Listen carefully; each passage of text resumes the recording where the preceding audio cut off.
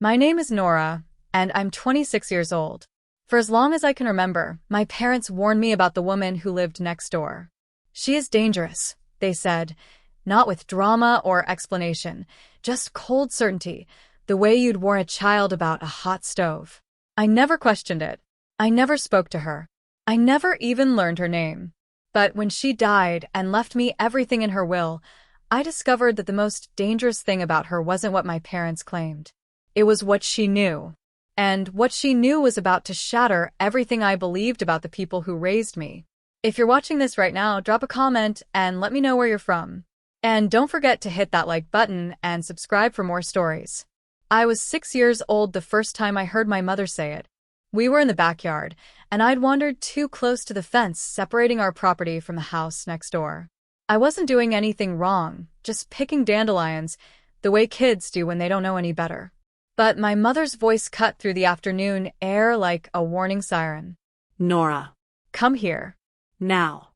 I dropped the flowers and ran back to her. She crouched down, gripping my shoulders with both hands, her face serious in a way that made my stomach twist. Listen to me carefully, she said. The woman who lives in that house? You don't talk to her. You don't go near her. You don't wave. You don't smile. Do you understand? I nodded, confused. Why? I asked. My mother's jaw tightened. Because she's dangerous. That was it. No explanation. No details. Just a fact, delivered with the same finality she used when she told me not to touch the stove or run into the street. It wasn't dramatic. It was simply true, in the way adults present truths to children. Absolute and unchallengeable. I accepted it the way I accepted everything else back then. Dangerous meant bad. Dangerous meant stay away. And I did. But the woman next door became a presence in my life anyway, not through interaction, but through absence. I learned her rhythms without ever speaking to her. Her curtains were always drawn, thick and heavy, blocking any glimpse inside. Her small front garden was kept obsessively neat, every edge trimmed, every weed removed, though I never saw her working on it.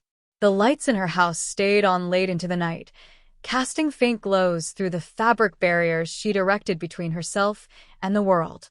I never heard her voice. I never learned her name. She was just the woman next door, and that was all I was allowed to know. My parents didn't just warn me once and move on. They enforced the rule constantly, with a vigilance that felt excessive even to my child's mind.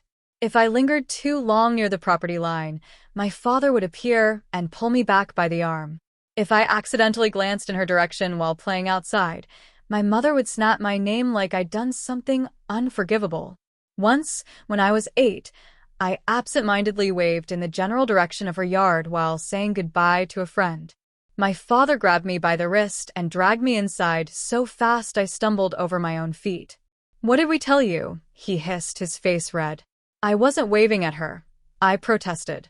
I was just, "It doesn't matter. You don't do anything that could be misinterpreted. Do you understand me?" I nodded, tears burning in my eyes. I didn't understand, but I was too afraid to ask. As I grew older, the language around her changed. The word dangerous evolved into something more specific, more damning. My mother started calling her unstable. My father referred to her as a liar. At dinner parties, when neighbors came over, I'd hear whispered conversations in the kitchen, adults using words like complaint and court and restraining order, though they'd stopped talking the moment they noticed me nearby. The fragments I caught never formed a complete picture. I heard my mother say, "She lies about everything," and my father mutter, "She's tried to ruin families before." But no one ever explained what she'd done, who she'd hurt, or why we were the specific targets of her supposed malice. When I was 14, my parents installed a tall wooden fence along the entire property line. They said it was for privacy, but I knew better. The timing was too obvious. The fence went up in late spring, and I'd overheard my father on the phone a week earlier, his voice tight with frustration, saying something about blocking her view and establishing boundaries. The fence was over 6 feet tall, solid planks with no gaps. It cast a shadow over our backyard and made the space feel smaller, enclosed. but my parents seemed relieved. My mother smiled more. My father stopped glancing toward the neighbor's house every time we went outside. The fence became a physical manifestation of the separation they'd spent years drilling into me. But it also became something else, a symbol of how much effort they were willing to expend to keep me away from her. And that made me wonder, if she was really so dangerous, why do we have to work so hard to avoid her? Dangerous people don't require fences. Dangerous people make themselves known. But this woman never did. She never yelled. She never approached. She never retaliated. For someone supposedly unstable and malicious, she was remarkably quiet. I started noticing the contradictions. I started feeling uneasy. One afternoon when I was 16, I was sitting on the back porch reading when I heard a sound from the other side of the fence. Footsteps, slow and deliberate. I froze. The footsteps stopped. For a long moment, there was only silence. Then I heard a soft sigh, barely audible, like someone standing just on the other side of the wood. My heart pounded. I told myself to go inside, to follow the rule. But instead, I stood up and walked to the fence. I don't know why. Curiosity, maybe. Or guilt. Or the uncomfortable realization that I'd spent my entire life being afraid of someone I'd never even seen up close. There was a small gap where two planks didn't quite meet. I leaned closer, and through the narrow opening, I saw her. She was standing just a few feet away, staring at the fence. At me, though she couldn't have known I was there. She looked older than I'd imagined, with gray hair pulled into a low ponytail and deep lines around her eyes. She wasn't scary. She wasn't imposing. She just looked tired and sad. Then our eyes met through the gap. She startled, her hand flying to her chest. But then something shifted in her expression. Surprise melted into something that looked almost like relief. She raised her hand slightly, as if to speak or wave, her lips parting. I panicked. I stepped back, turned, and walked quickly into the house, my pulse racing. That night, my parents knew. I don't know how. Maybe they'd been watching from the window. Maybe they saw the way I came inside too fast, too flustered.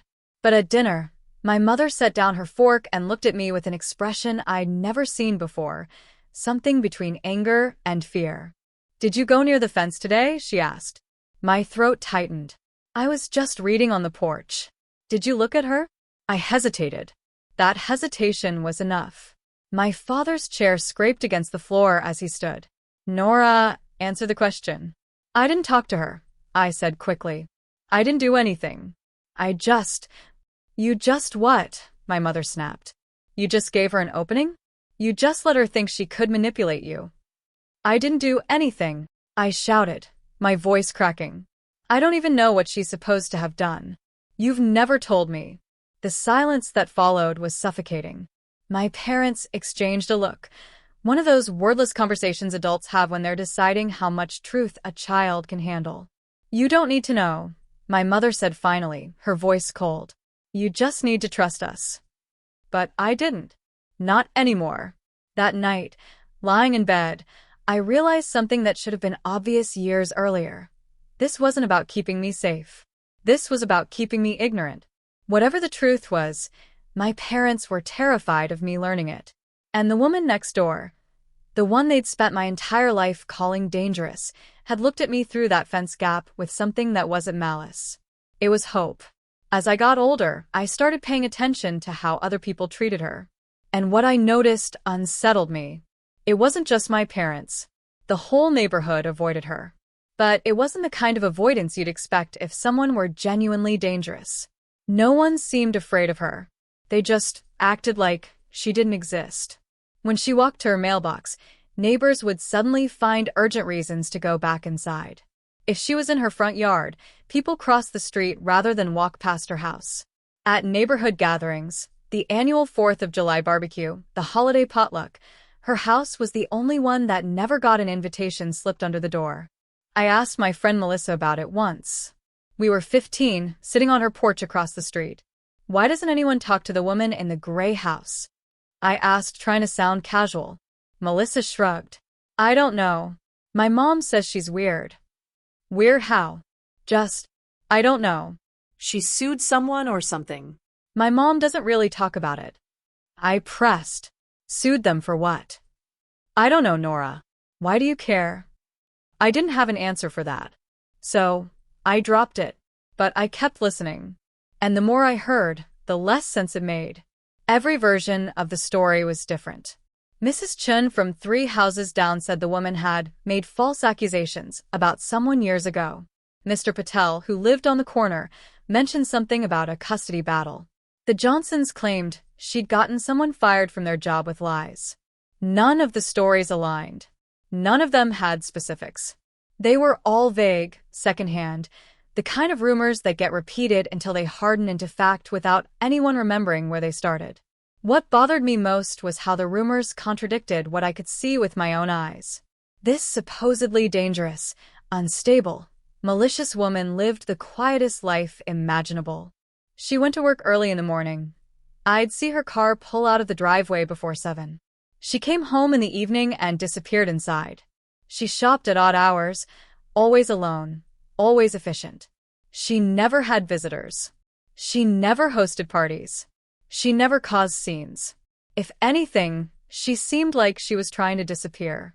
One winter, we got hit with a massive snowstorm. 2 feet of snow fell overnight, and the whole neighborhood spent the next morning digging out driveways and clearing sidewalks. I was inside drinking hot chocolate when my mother called me to the window. "Look at that," she said, her voice tight. I looked.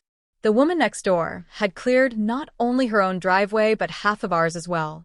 The snow was neatly piled to the side, the path from our driveway to the sidewalk perfectly shoveled. She was nowhere in sight. She'd done it early, before we woke up, and left without a word. "She's trying to manipulate us," my mother said. "By shoveling snow?" I asked. "By making us feel like we owe her something. By making herself look generous. It's a tactic, Nora. Don't fall for it." I stared at the cleared path and said nothing. But inside, I was screaming.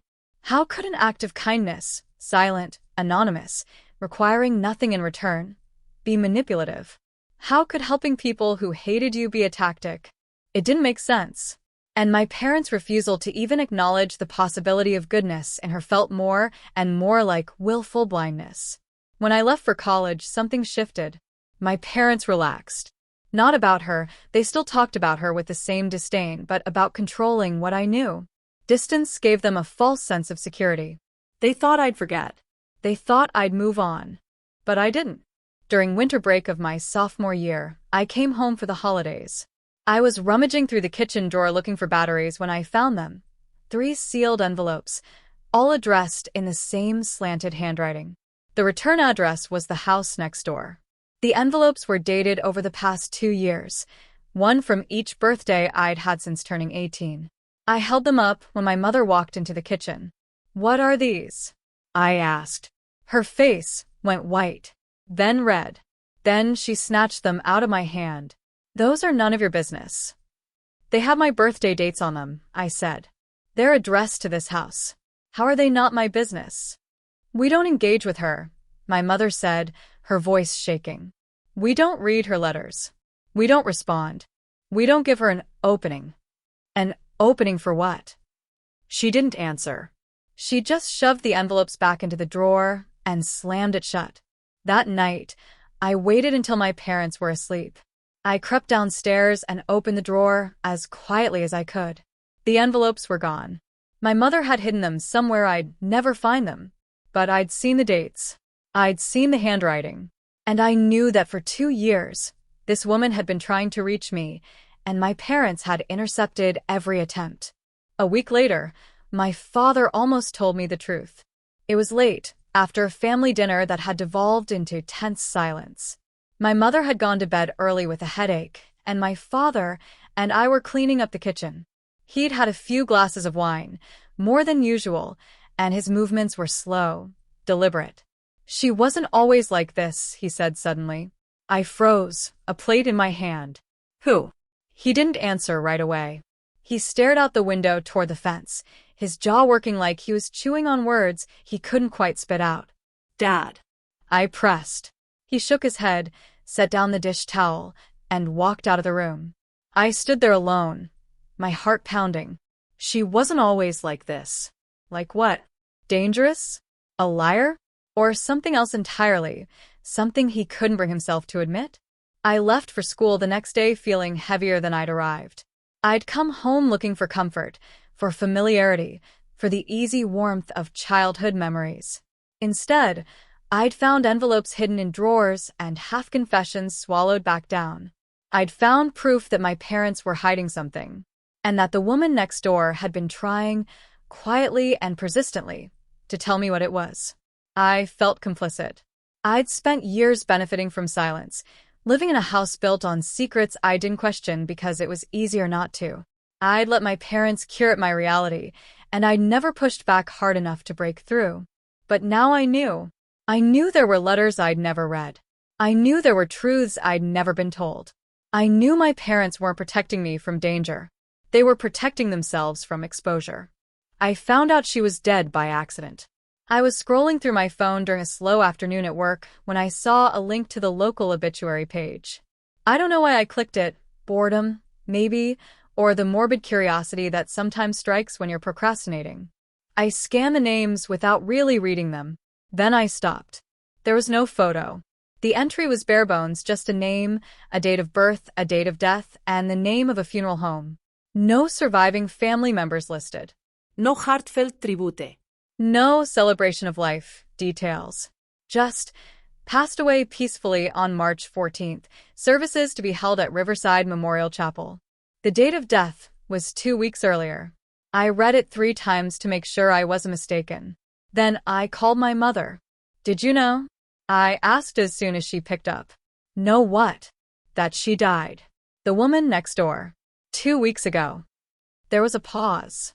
Not the pause of someone processing shocking news. The pause of someone deciding how to respond to news they already had. Yes, my mother said finally. We knew. My hand tightened around the phone. And you didn't think to tell me? Why would we? She said, her tone maddeningly calm. It doesn't concern you, Nora. It's over now. Over.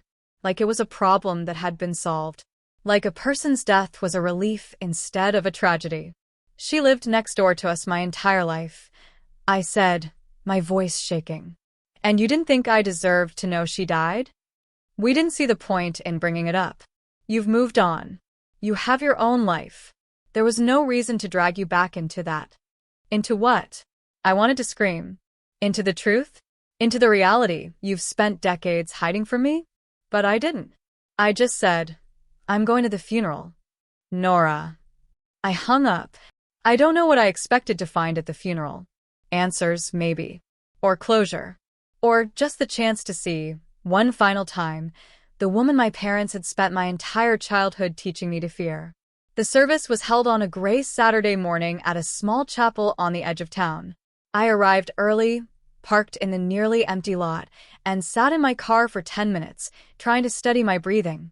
When I finally walked inside, I realized just how alone she'd been. The chapel was small, with rows of folding chairs set up in front of a simple casket. There were no flowers except for one generic arrangement from the funeral home, white lilies and greenery, the kind they probably use for every service when no one orders anything personal. No photos. No memory boards. No gathering of loved ones whispering stories about the deceased. Just me. I sat in the front row, because there was no reason not to. The officiant, a man in his 50s with a kind but tired face, looked surprised to see me. He approached and asked quietly if I was family.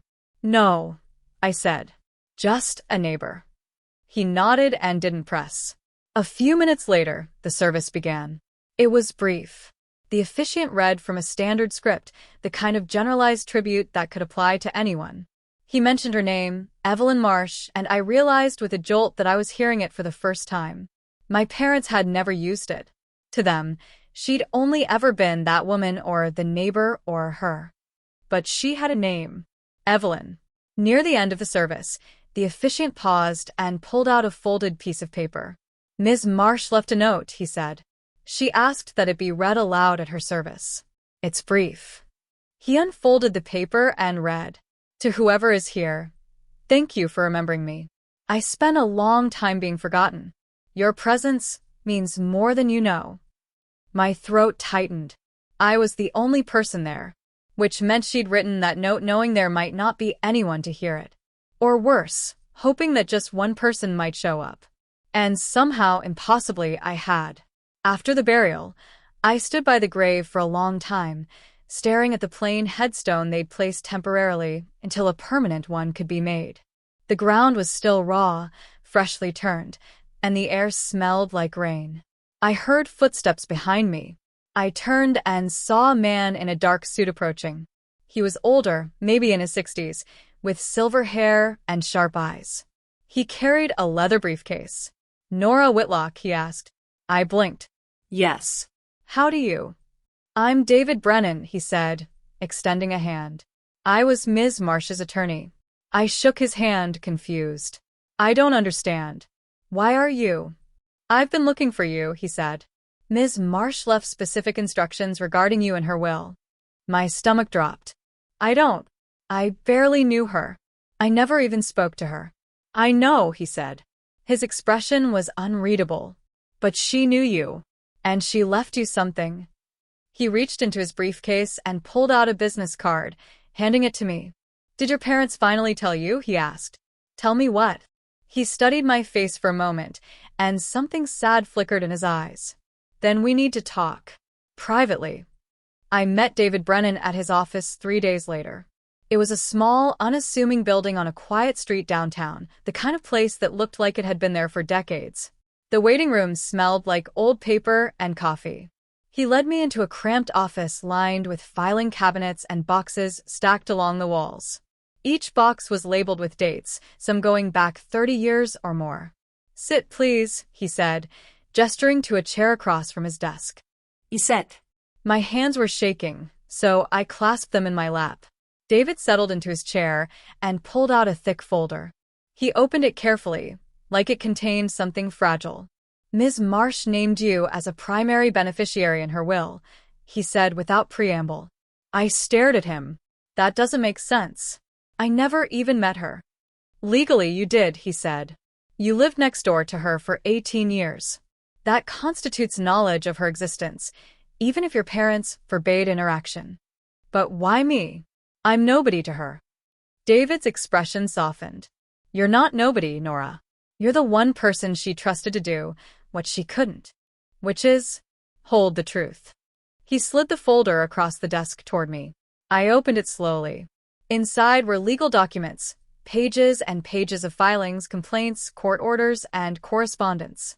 My parents' names appeared over and over. Your parents aren't beneficiaries, David said. In fact, they're explicitly excluded. Ms. Marsh made that very clear. I flipped through the pages, my heart pounding. Why? Because they're the reason she spent the last 35 years of her life in legal limbo. I looked up sharply. What are you talking about? David leaned back in his chair, folding his hands. Evelyn Marsh worked with your mother in the early 90s. They were colleagues, social workers specifically. They handled cases involving vulnerable individuals, mostly children and elderly people in state care. I felt cold. Okay. There was an incident, David continued. A case where funds meant for a client were misappropriated. Your mother and father were involved. Evelyn witnessed it. She reported it. And your parents preempted her. They filed a complaint against Evelyn first, claiming she was unstable, that she was fabricating accusations, that she had a history of dishonesty. None of it was true, but it didn't matter. Once the accusation was made, Evelyn's credibility was destroyed. I felt like the floor had dropped out from under me. So, everything they said about her was a lie, David finished. Or more accurately, a preemptive strike. They labeled her dangerous before she could expose them. And it worked. He pulled out another document, a timeline. Over the next 3 decades, your parents filed multiple complaints and lawsuits against Evelyn. None of them were successful. Most were dismissed. But that wasn't the point. The point was to drain her financially and emotionally. To isolate her. To make sure no one would believe her if she ever tried to speak out. But why did she stay? I asked, my voice breaking. Why didn't she just leave? Go somewhere else. Because leaving would have destroyed her case, David said. The original incident involved proximity. Living near your parents gave her legal standing as a witness. If she'd left, she would have lost that. So she stayed. For 35 years. Waiting. For what? For you to grow up. I stared at him, my mind reeling. David opened a drawer and pulled out a sealed box. It was small, wooden, with a brass latch. He set it on the desk between us. This is what she left you, he said. Documents. Recordings. Evidence. And a letter. She wrote it years ago, waiting for the day you'd be old enough and independent enough to read it. I reached out and touched the box, my fingers trembling. There's a condition, David said. You have to read the letter first. Alone. Those were her explicit instructions.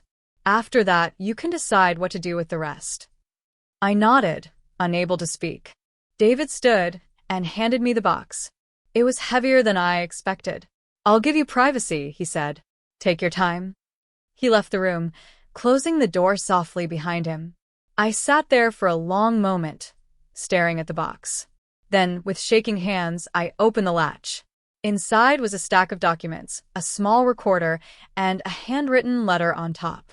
The envelope had my full name written on it in careful, slanted handwriting. Nora Elizabeth Whitlock. I opened the envelope and unfolded the letter. The first line made my breath catch. They told you I was dangerous because the truth would have destroyed them. I kept reading. Evelyn's handwriting was neat, precise, the kind that came from years of careful documentation. She addressed me by name, my full name, correctly, something I realized she'd never had the chance to learn from me directly. She must have seen it on mail, or heard my parents say it, or pieced it together over years of watching from a distance. She explained who she was. Not a stranger. Not an enemy. A witness. She described the incident that started everything, a case involving an elderly client whose care funds had been redirected. My mother had been the case manager. My father had handled the financial side. Evelyn had been the one who noticed the discrepancies and reported them internally. The complaint should have led to an investigation. Instead, it led to her professional destruction. She explained why she stayed. Not out of obsession or revenge, but because leaving would have invalidated her credibility. The law required proximity for her testimony to hold weight. So she bought the house next door, knowing it would make her look unstable, knowing it would fuel my parents' narrative. She stayed because she believed, somehow, that the truth would matter eventually. She stayed because of me. I watched you grow up, she wrote. I know that sounds invasive, but I need you to understand. I wasn't watching you out of malice. I was watching to make sure you were okay. You were the only innocent person in this situation. And I refuse to let your childhood be destroyed by forcing the truth too early. She listed every attempt she'd made to contact me once I turned 18. Letters sent and intercepted. Phone calls blocked. Legal attempts to reach me shut down by my parents' lawyers. She'd tried. Over and over. And every time my parents had stopped her. I'm writing this knowing I may not live to see you read it, she continued. But I need you to know, I never hated you. I never blamed you. You were a child. You deserved better than to be raised in a house built on lies. The letter ended with a single line that broke me. You are the only person I trust to carry this forward. Not for revenge, just for truth. I sat there in that quiet office, tears streaming down my face, holding a letter from a woman I'd been taught to fear my entire life. A woman who had protected me, even when I didn't know I needed protecting. A woman who had carried the weight of the truth alone for 35 years, waiting for the day she could finally hand it to someone who might actually listen. The door opened softly. David stepped back inside and saw my face. Now you understand, he said quietly. I nodded, unable to speak. He sat down across from me and folded his hands on the desk. The documents in that box are enough to reopen investigations, he said. Enough to expose what your parents did. But that's not a decision I can make for you. Evelyn left it in your hands. I looked down at the box, at the letter still clutched in my fingers. What happens if I do nothing? I asked. Then the truth dies with you, David said simply. And your parents win. I closed my eyes. For 35 years, Evelyn Marsh had waited. She'd endured isolation, legal harassment, and a lifetime of being called a liar. She'd sacrificed everything, her career, her reputation, her peace, to preserve the truth. And now it was mine, not as a burden, as a choice. I opened my eyes and met David's gaze. Tell me everything, I said. I took the box home with me that night. David had offered to let me review everything in his office, but I needed to be alone for this. I needed space to process what I was about to learn without anyone watching my reaction. My apartment felt too quiet as I set the box on my kitchen table. I made tea I didn't drink and paced the small living room 3 times before finally sitting down and opening it again. Evelyn's letter was still on top. I'd already read it once, but I read it again, slower this time, absorbing every word. She'd addressed me by my full name, Nora Elizabeth Whitlock, and somehow that detail hit me harder the second time. She knew my middle name. She'd paid attention to details about me that my own parents had tried to erase from her awareness. The letter began with immediate clarification, as if she'd anticipated my first question. I am not your relative. I am not your enemy. I am the witness your parents tried to erase. She didn't waste words. Every sentence was deliberate, carefully chosen to convey maximum truth in minimum space. It read like someone who'd spent decades writing reports, documenting facts, building cases that required precision. I worked with your mother in the early 1990s, she wrote. We were both employed by the county's Department of Social Services. Your mother was a case manager. I was a casework supervisor. We weren't friends, but we were colleagues tied to the same vulnerable populations: children in foster care, elderly individuals in state guardianship, disabled adults requiring protective services. I tried to picture my mother in that role. I'd known she'd worked in social services before I was born, but she'd never talked about it in detail. She'd always framed it as stressful work she was glad to leave behind when she had me. Now I understood why she never wanted to talk about it. In August of 1993, I noticed discrepancies in the financial records for one of our elderly clients, a woman named Dorothy Brennan, who had no living family and was under state guardianship. Funds allocated for her care were being redirected.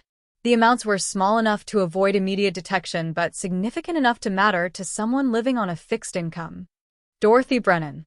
I thought of David, Evelyn's attorney, and wondered if there was a connection. The last name couldn't be a coincidence. I traced the discrepancies back to your mother's caseload. Your father, who worked in the county finance office, had processed the transfers. I reported my findings to our supervisor, following protocol exactly as I'd been trained. That should have been the end of it. An internal investigation, corrective action, maybe a quiet resignation.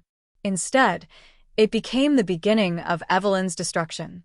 Your parents filed a formal complaint against me 3 days before the scheduled review meeting. They claimed I had a history of erratic behavior, that I'd made false accusations against colleagues before, that I was fabricating evidence due to a personal vendetta. None of it was true, but by filing first, they controlled the narrative. I felt sick. This wasn't just lying. This was strategic, premeditated character assassination. The investigation shifted focus from the financial discrepancies to my mental stability. Your mother provided evidence. Emails I'd supposedly sent that I never wrote, complaints from colleagues I'd never worked with, documentation of incidents that never happened. Your father's position in the finance office gave him access to alter records. By the time I tried to defend myself, I'd already been labeled unreliable. The letter explained what happened next. Evelyn was placed on administrative leave pending a psychiatric evaluation, standard procedure when someone's stability was questioned. The evaluation cleared her, but the damage was done. Colleagues avoided her. Her supervisor reassigned her cases. Within 6 months, she was pressured to resign. I could have walked away, Evelyn wrote. I could have moved to another city, started over, let it go. But Dorothy Brennan was still being robbed, and no one else was going to help her. So Evelyn stayed. She filed a civil complaint. She hired an attorney, a young lawyer named David Brennan. Dorothy's nephew, who just learned his aunt was being exploited by the very people meant to protect her. David and I built a case. We had financial records, correspondence, documentation of the transfers.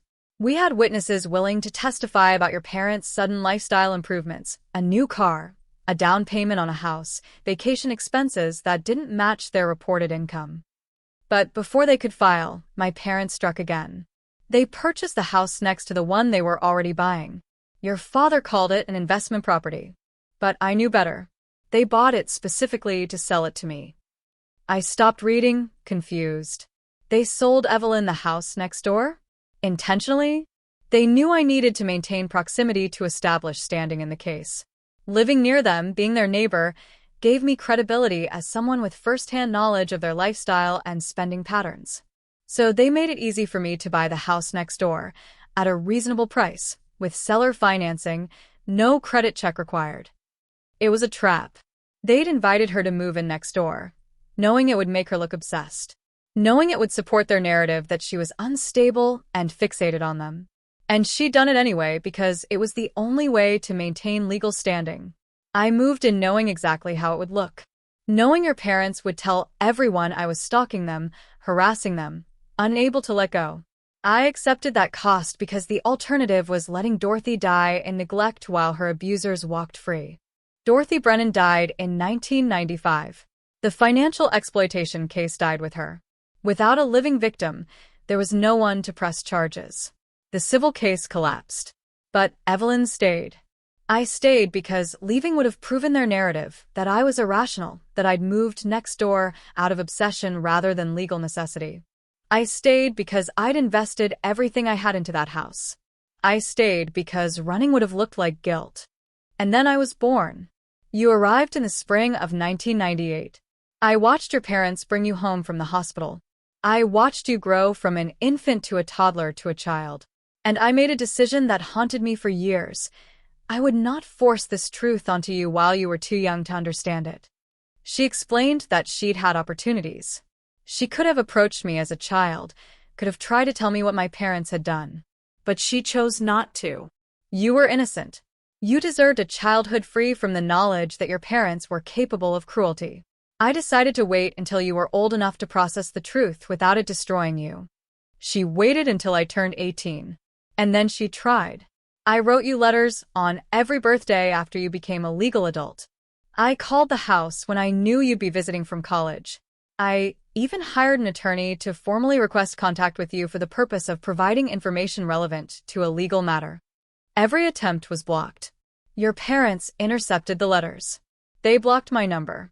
They threatened legal action if I continued trying to contact you. Their attorneys sent me a cease and desist, claiming I was harassing their daughter. I thought about the sealed envelopes I'd found in the kitchen drawer, the ones my mother had hidden after I discovered them. I realized they would never let me reach you while they were alive. So, I made different arrangements. I updated my will to name you as beneficiary, not of money, though there is a small amount, but of truth. I documented everything. I saved every piece of evidence. I recorded conversations. I kept a journal logging every interaction, every legal maneuver, every attempt your parents made to silence me. The letter's tone shifted, becoming softer, more personal. I want you to know that watching you grow up wasn't an act of obsession. It was an act of faith. I believed that you would grow into someone capable of handling the truth with integrity. I believed that you were not your parents. My vision blurred with tears. I never hated you, Nora. I never blamed you. You were a child raised in a house built on secrets, and none of that was your fault. You deserved better than to be protected from the truth as if truth itself were dangerous. The letter ended with the line that had broken me the first time I read it. You are the only person I trust to carry this forward. Not for revenge, just for truth. I set the letter down and stared at the rest of the contents in the box. Documents. Recordings. Years of evidence, carefully preserved, waiting for me to decide what to do with it. Evelyn hadn't asked me to destroy my parents. She hadn't demanded justice or retribution. She'd simply handed me the truth and trusted me to honor it. That trust felt heavier than anything I'd ever carried. I spent the next 3 days going through the box's contents. I took time off work, ignored calls from my parents, and turned my kitchen table into a makeshift investigation room. The first thing I pulled out was a timeline, handwritten, meticulously detailed, spanning 35 years. Evelyn had documented everything, starting from the day she first noticed the financial discrepancies in Dorothy Brennan's account. August 12, 1993, noticed irregular transfers in DB file. August 15, 1993, flagged discrepancies to supervisor. August 18, 1993, meeting scheduled with director for August 24th. August 21st, 1993, Sarah and Michael Whitlock filed formal complaint against me. Every entry had a date, a description, and supporting documentation referenced by number. She treated her own life like a case file, building evidence the way she'd been trained to do as a social worker. I cross-referenced the timeline with the documents. There were copies of emails, memos, financial reports, and legal filings. Some were originals. Others were certified copies obtained through public records requests. Everything was organized chronologically, labeled, and annotated in Evelyn's neat handwriting. The pattern was undeniable. My parents had acted first every single time. Before Evelyn could file a formal complaint about the financial discrepancies, they'd accused her of being unstable. Before she could present evidence to the county director, they'd requested a psychiatric evaluation of her. Before she could testify in Dorothy Brennan's case, they'd filed a restraining order claiming she was harassing them. I found copies of the restraining order application. My father had written that Evelyn had repeatedly driven past their home, made threatening phone calls, and followed them to public places. Every claim was dated and described in convincing detail. Then I found Evelyn's response, a document filed by David Brennan on her behalf.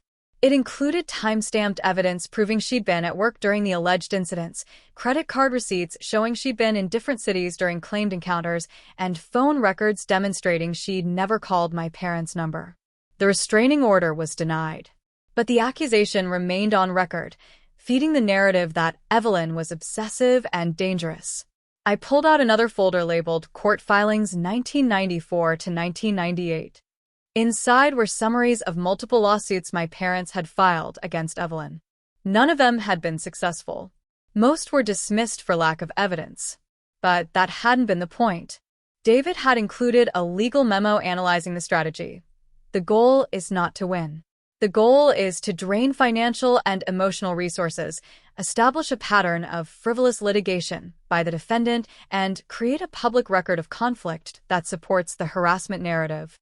Each lawsuit had cost Evelyn thousands of dollars in legal fees. Each one had required her to take time off work, appear in court, defend herself against baseless accusations. The cumulative effect was devastating, not legally, but personally. I found a section of the timeline labeled Financial Impact. 1994, legal fees, $8,400, 1995. Legal fees, $12,100, 1996. Legal fees, $6,800, 1997. Legal fees, $9,200. The amounts continued year after year. By 2010, Evelyn had spent over $150,000 defending herself against lawsuits designed to bankrupt her. Then I found the documents explaining how she'd paid for it. Evelyn had sold her car and started taking the bus. She'd sold jewelry, furniture, family heirlooms. She'd taken out a second mortgage on her house. She'd worked 2 jobs during periods when legal costs peaked, all to defend herself against accusations she'd never earned. I found a folder labeled Community Impact and opened it with shaking hands. Inside were copies of letters my parents had sent to neighbors, school administrators, and even my childhood friends' parents. One letter, dated 2005, was addressed to the principal of my middle school. We are writing to inform you of a safety concern regarding a neighbor who has demonstrated troubling behavior toward our family. While we have taken legal steps to protect ourselves, we wanted to make you aware in case this individual attempts to make contact with our daughter on school grounds. The letter went on to describe Evelyn as unstable and prone to making false accusations. It requested that school staff be instructed not to release me to anyone other than my parents without explicit written permission. I felt like I was going to be sick. Another letter, sent to our neighbor Mrs. Chun in 2003. We want to give you a heads up about the woman in the gray house. She has made unfounded legal claims against us in the past and has shown signs of instability. We don't want to alarm you, but we thought you should know in case she approaches you with stories about our family. This was how they'd done it. Not through dramatic confrontation, but through quiet, persistent character assassination. A letter here, a conversation there, each one planting seeds of doubt and fear. By the time I was old enough to question the narrative, everyone around me had already been trained to believe it. I moved on to the recordings. There were dozens of them, stored on small cassette tapes and later on digital files. Each one was labeled with a date and brief description. I selected one at random. November 3rd, 2007. Phone conversation with S.W. Rhee. Intercepted mail. I plugged in headphones and pressed play. My mother's voice came through, sharp and cold. I'm calling to inform you that any further attempts to contact my daughter will be considered harassment. Evelyn's voice responded, measured and calm. Sarah, she's 19 years old. She's an adult. I have a legal right to... You have no rights where my daughter is concerned. My mother interrupted. If you send one more letter, make one more call, I will file for a protection order. Do you understand me? I'm not trying to hurt her. I'm trying to give her information she deserves to have. She doesn't deserve to be manipulated by you. Stay away from her, Evelyn. I mean it. The call ended. I sat there, my hands clenched around the headphones, listening to the silence that followed. My mother's voice had been so certain, so righteous. She'd sounded like a parent protecting her child from a genuine threat. But she'd been protecting herself. I listened to more recordings. In each one, Evelyn remained calm, factual, professional.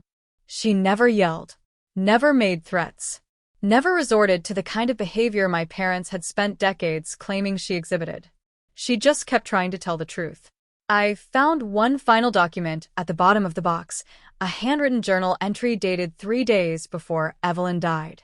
I don't have much time left. The doctors have been honest about that. But I'm not afraid. I've done what I could.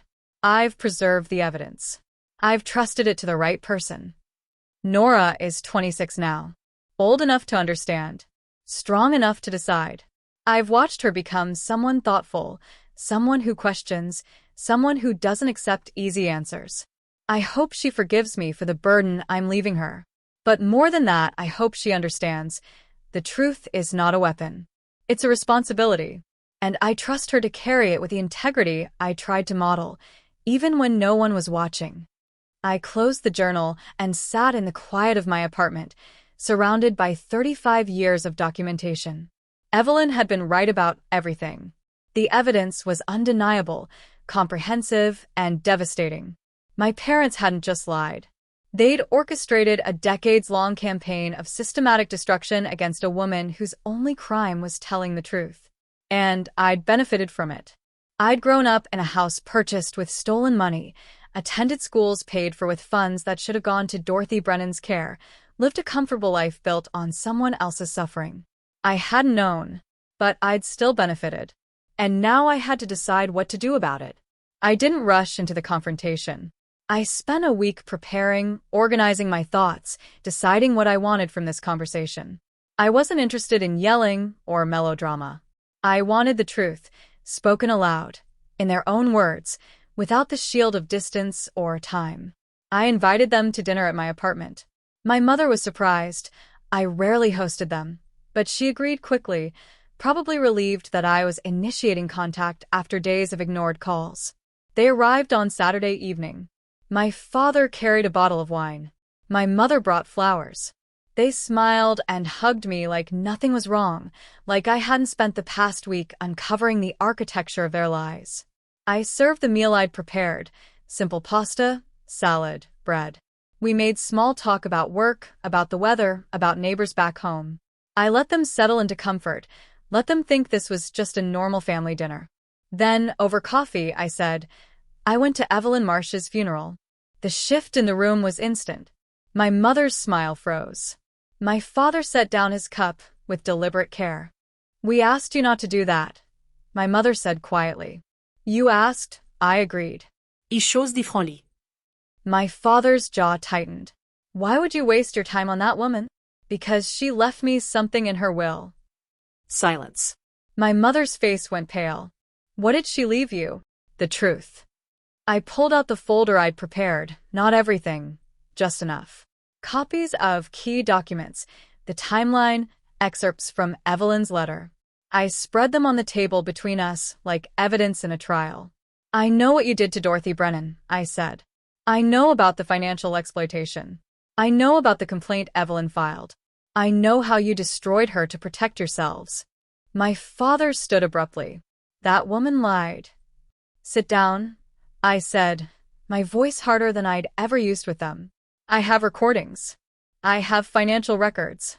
I have 35 years of documentation. Don't insult me by pretending I don't know exactly what happened. He sat. My mother stared at the papers on the table, her hands trembling. You filed a complaint against Evelyn before she could expose you, I continued. You accused her of being unstable, of fabricating evidence, of having a vendetta. None of it was true. She was trying to ruin us, my mother said, her voice breaking. We did what we had to do. You stole money from an elderly woman in your care. That's what you did. It wasn't like that. Then what was it like? I demanded. Explain it to me. Make me understand how taking funds meant for someone's medical care and using them to buy a house was anything other than theft. My father's face was red. We were going to pay it back. It was temporary. We were in a difficult position financially, and we fully intended to. You didn't, though. You never paid it back. Dorothy Brennan died in substandard care while you drove a new car. My mother started to cry. Real tears, shaking shoulders, the kind of crying I'd seen from her maybe twice in my entire life. We made a mistake, she said. A terrible mistake. But Evelyn wouldn't let it go.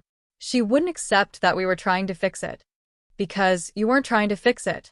You were trying to bury it. I pulled out one of the recordings and set my laptop on the table. This is a phone call from 2007. You threatened Evelyn with a protection order if she tried to contact me. She was trying to tell me the truth, and you stopped her. We were protecting you, my mother shouted. You were a child. You didn't need to be dragged into our mistakes. I was 19. I was an adult. You were our daughter, my father said. And we weren't going to let that woman poison you against us. So you poisoned me against her instead. The words hung in the air. My mother wiped her eyes. We did what we thought was best. For who? I asked. For me? Or for yourselves? No answer. I leaned back in my chair, exhausted. Do you have any idea what you did to her? She spent 35 years isolated, harassed, financially drained, all because she tried to do the right thing. She lost her career. She lost her reputation. She spent every dollar she had defending herself against lawsuits you filed just to destroy her. She could have left, my father said. She didn't have to stay next door. She stayed because you made it legally necessary. You bought that house and sold it to her specifically so you could claim she was stalking you. My mother looked genuinely shocked. We didn't. I have the purchase records. I have the timeline. You bought both properties at the same time, moved into one, and sold the other to Evelyn at a suspiciously low price. You set a trap, and she walked into it because it was the only way to maintain legal standing. My father said nothing. My mother stared at her hands. She protected me, I said quietly. She could have approached me as a child, could have told me everything, could have used me against you. But she didn't. She waited until I was an adult. And when you blocked her then, she waited until she was gone, until she couldn't be threatened or silenced anymore, and left the truth with someone who could finally hear it. My mother's voice was barely a whisper. What are you going to do? I looked at both of them, these people who raised me, who loved me in their own broken way, who had also lied to me for my entire life. I don't know yet, I said honestly. But I need you to understand something. The relationship we had, it's over. I can't look at you the same way. I can't trust you the same way. Whatever we build from here, if we build anything, it starts from the truth. No more secrets. No more lies. No more pretending Evelyn was the villain in this story. My father stood. If you're going to side with that woman, She's dead, Dad. she can't benefit from me siding with her. This isn't about her anymore. It's about me deciding what kind of person I want to be. And I don't want to be someone who stays silent about the truth just because it's uncomfortable. My mother stood too, gathering her purse. We should go. I didn't stop them. At the door, my mother turned back. We love you, Nora. I know, I said. But love without honesty isn't enough. They left. I closed the door and stood in the quiet of my apartment, feeling the weight of everything that had just broken and everything that might never be repaired. But underneath the grief, I felt something else. Relief. 3 weeks passed without contact from my parents. No calls. No texts. No attempts to defend themselves or repair what had fractured. I didn't reach out either. I needed the space to think, to process, to decide what came next. I met with David Brennan again. He walked me through the legal options. The evidence was strong enough to reopen investigations into the original financial exploitation. There were statutes of limitations to consider, but the documented pattern of harassment and abusive process could potentially lead to consequences even now. What would happen if I filed? I asked. David was honest. It would be public. Messy. Your parents would face professional and social consequences, maybe legal ones depending on what prosecutors decide to pursue. It would also consume years of your life. And if I don't, then the truth stays in this office and with you. Your parents face no consequences, but you keep your peace. I sat with that choice for days. I thought about Evelyn, who'd spent 35 years fighting, who'd sacrificed everything for truth that might never see daylight. I thought about Dorothy Brennan, who died in neglect while the people meant to protect her stole from her. I thought about myself, the person I wanted to be, the values I wanted to live by. In the end, I made a decision that felt true to all of it. I didn't go public. I didn't seek media attention or post the story online. But I did file the documents with the appropriate authorities, the State Licensing Board, the County Ethics Office, the Financial Crimes Division. I submitted everything quietly, professionally, with a cover letter explaining the evidence and requesting review. What they chose to do with it was out of my hands. I'd done my part. I'd honored Evelyn's trust by making sure the truth existed somewhere official, somewhere it couldn't be erased or dismissed as the ramblings of a bitter neighbor. I also reached out to David about Dorothy Brennan's family. He connected me with a cousin who'd been too young to understand what happened at the time, but who remembered Dorothy with love. I used part of the small financial bequest Evelyn left me, $8,000, carefully saved despite all the legal fees, to establish a fund in Dorothy's name. It wasn't much, but it would provide small grants to elderly individuals in state care who needed assistance navigating financial systems. It felt right. Taking money that came from Evelyn's sacrifice and using it to help people like the one my parents had harmed. One Saturday morning, I drove back to my childhood neighborhood. I parked on the street and walked to the house where I grew up. The fence was still there, weathered now, some of the boards warped from years of exposure. It looked smaller than I remembered, less imposing, almost sad. I walked along it slowly, running my hand along the rough wood. On the other side was Evelyn's house, empty now, a for sale sign staked in the front yard. I'd considered buying it. I had the means, barely, and it felt symbolically important. But David had talked me out of it. Don't trap yourself the way she was trapped, he'd said gently. Honor her by living freely, not by repeating her sacrifice. He was right. So I just stood there, looking at the house where a woman had lived in exile for 35 years, waiting for someone to finally hear her. I heard you, I whispered. I'm listening. Later that week, I read through Evelyn's journals one final time. I'd been avoiding them. They felt too intimate, too painful. But I needed to understand her fully before I could let go. The last entry was dated 3 days before she died. I've made my peace with how this ends. I won't live to see justice, and I've accepted that. But I will die knowing I preserved the truth for someone who deserves it. Nora has grown into exactly the person I hoped she would be, thoughtful, questioning, unwilling to accept easy answers. I see it in the way she holds herself, the way she moves through the world. She doesn't know I'm watching, but I am. And I'm proud of her. She will carry this forward, not out of obligation, but because it's right. And that's the inheritance I always wanted to give her. Not money or property, but the knowledge that truth matters, even when it's hard. Especially when it's hard. I closed the journal and cried. Not out of grief, exactly, but out of something closer to gratitude. Evelyn had been right. The truth was heavy. It was complicated. It had damaged my relationship with my parents in ways that might never fully heal. But it was also a gift. Understanding what had really happened meant I could make informed choices about who to be, how to live, what to value. I wasn't operating on curated information anymore. I wasn't living in a story someone else had written for me. I was free. My parents eventually reached out. My mother sent a brief email asking if we could talk. I agreed, but I set clear boundaries.